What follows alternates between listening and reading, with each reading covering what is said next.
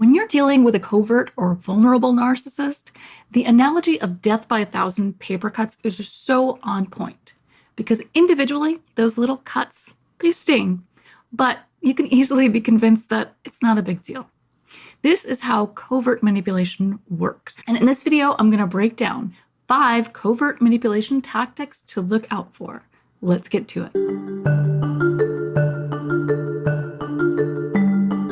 Welcome to the Common Ego community. My name is Christina, and on this channel, we talk about emotional abuse, narcissism, and self-development.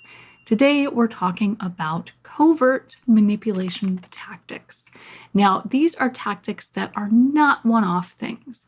So if somebody does any one of these things to you just once, I wouldn't consider it a manipulation tactic per se. It's definitely not going to have the same effect on you as it would if you were with somebody who was manipulating you consistently. Now, one of the reasons why I wanted to do this video is because I feel like this is a reason why people end up staying in relationships that are not good for them. What I'm talking about here is being able to recognize abuse for what it is.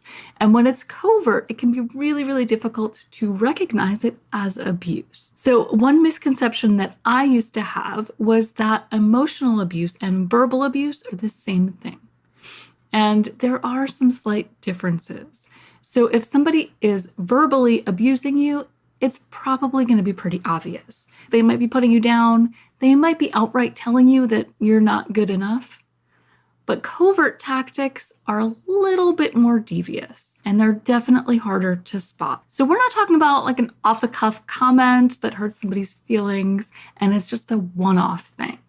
Everybody can have a bad day, and sometimes we don't always say or do the right things. These are tactics that are used consistently throughout our relationship, any type of relationship, that are meant to devalue and or control another person. Another thing that is so devious about these covert manipulation tactics is that much like the paper cut, they can sting, but the person doing it, the person who's using these tactics, usually has some level of plausible deniability. So they can either say, oh, I didn't mean it that way, or they can say, you're overreacting, kind of like it's just a paper cut, get over it. But the problem is that it's not just one. These little cuts are eating away at your sense of self and your self-esteem and your self-worth over time. And the longer you stay with somebody who's doing this, the more damage it will do. If you're in something and you're seeing some of the signs of a toxic relationship, I have a free download that can give you some more information on that and help you kind of figure out if this might be a healthy relationship or one that might be a bit more damaging.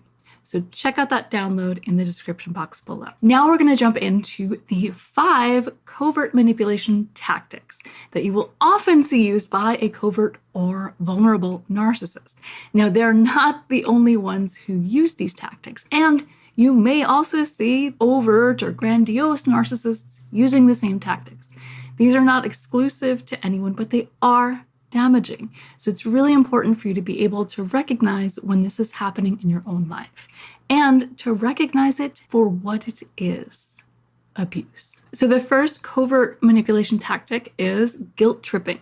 And this is often used by narcissistic parents. And I would say, to break it down even further, probably more narcissistic mothers. Just imagine the mother who guilts you into calling every day, or calls you up to tell you that something happened and you would have known about it if only you picked up the phone to call your mother. Now, again, when this is covert manipulation, it's not a one-off thing and it's not done as a joke. This person is serious and they want you to feel bad about yourself. Guilt tripping happens in all kinds of relationships, especially relationships with narcissists.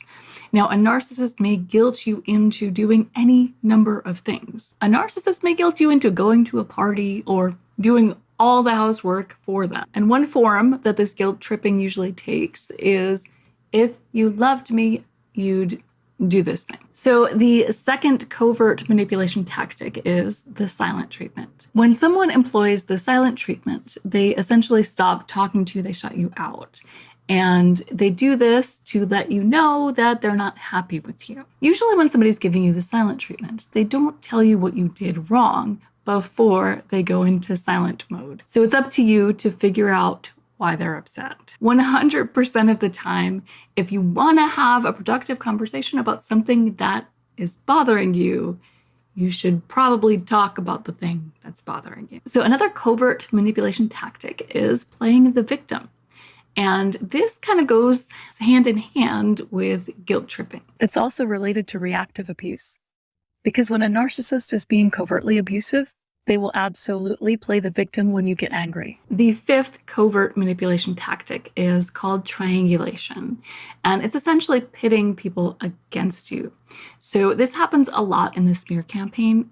And in the smear campaign, usually that is after you've already either been discarded or ended the relationship with the narcissist. But triangulation does happen within the relationship too. So somebody can triangulate you against other people by telling you what other people said about you, whether it's true or not, and by implying that, this other person doesn't like you.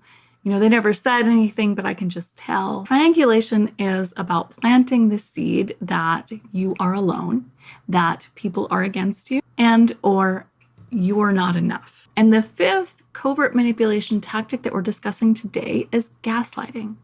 And gaslighting is a covert manipulation tactic. It's probably one of the best known, but most misunderstood tactics out there. Malicious gaslighting is so insidious, and it works because it happens slowly over time in small phases. It really is like that paper cut that you're just getting over and over and over. And now imagine somebody cut you with a paper and blamed it on you.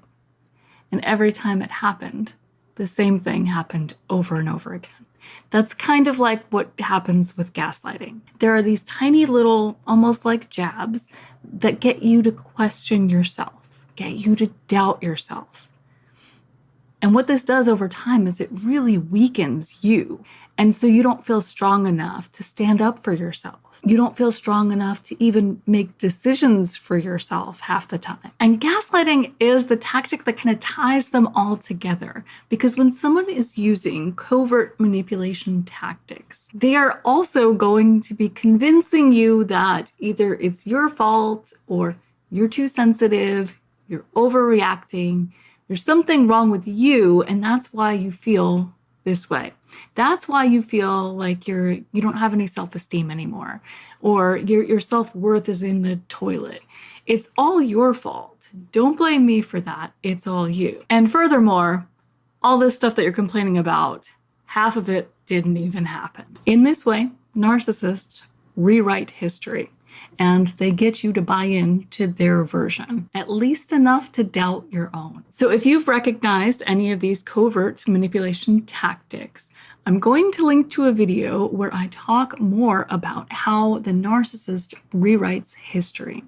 And I'm going to put that video right over here. And as always, if you found value in this video, please like, share, and subscribe. These things do help the video and the channel.